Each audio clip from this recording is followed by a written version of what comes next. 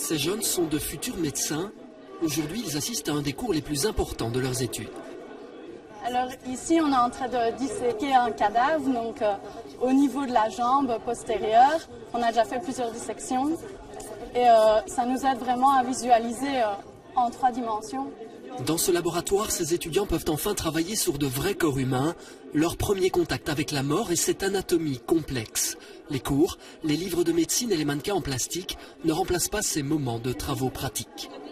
Sans dissection, on n'aurait pas cette approche dès le départ manuelle et technique pour former plus tard des médecins ayant une dextérité qui leur permette de faire correctement leur boulot. Seulement voilà, aujourd'hui, les corps disponibles pour la science manquent. Dans cette pièce, 8 étudiants partagent leur temps sur un même corps et en attendant qu'ils se libèrent, le deuxième groupe voit la même matière sur support informatique. Cette année, une 60aine de corps légués à la science sont arrivés à l'université de Liège. Il en faudrait au moins le double.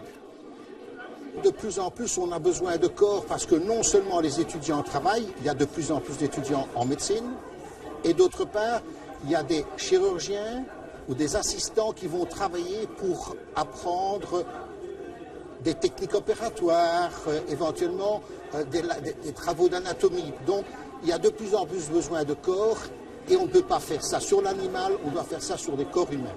Cette pénurie touche toutes les universités en Fédération Wallonie-Bruxelles. Par exemple, idéalement, à l'UCL, il faudrait 70 corps supplémentaires. À Mons, une quinzaine et près de 80 à l'ULB. C'est à Bruxelles, justement, que nous rencontrons ces étudiants en kinésithérapie. Aujourd'hui, ils étudient les muscles sur de vrais corps, plus anciens, conservés. Pour eux, c'est une chance.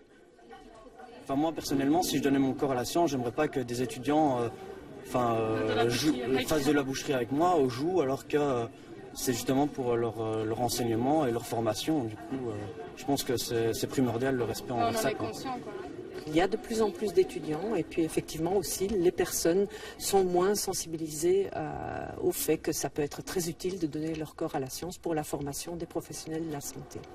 Car souvent il y a des craintes, des questionnements. Xavier a décidé de léguer son corps il y a quelques mois. Je pense qu'il faut y réfléchir parce que tout ce qui touche à la mort ne laisse pas indifférent d'abord soi-même. On a quand même une relation à son corps.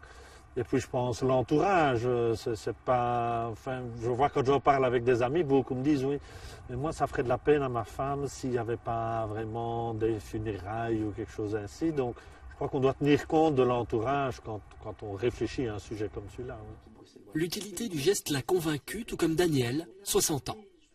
Ça aide des étudiants, des chirurgiens. Le corps est rendu à la famille après si c'est un souhait. Je pense que peut-être des gens vont se dire, mais tout compte fait, c'est la dame qui parle, elle va peut-être me donner l'idée de le faire.